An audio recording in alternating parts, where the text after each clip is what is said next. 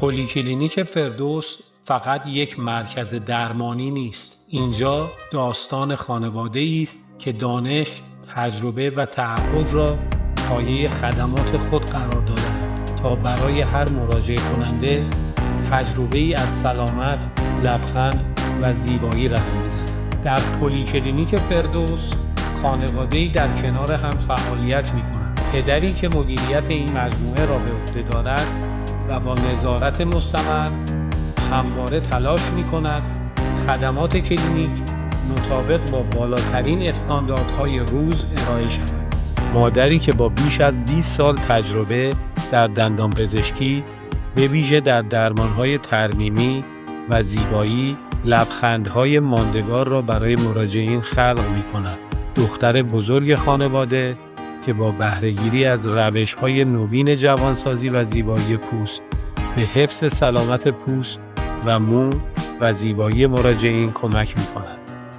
دختر دوم خانواده دندانپزشکی است که علاوه بر درمان‌های تخصصی، جراحی‌های لثه را نیز با دقت و مهارت انجام می‌دهد و در کنار او داماد خانواده دندانپزشکی با تجربه که با دانش روز و سالها تجربه حرفه‌ای طیف گسترده‌ای از خدمات درمانی و جراحی‌های دندان را با دقت، آرامش و کیفیتی مطلوب به مراجعین ارائه می‌کند.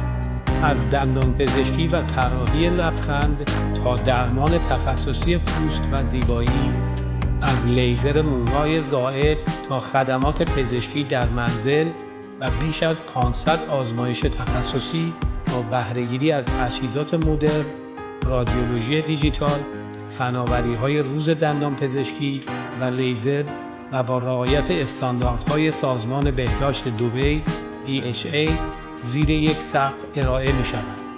هر روز از ساعت 9 صبح تا 10 شب درهای پلیکلینیک فردوس به روی شما و خانواده‌تان بازند. با پارکینگ رایگان، مشاوره رایگان و تیمی که با افتخار در کنار شماست.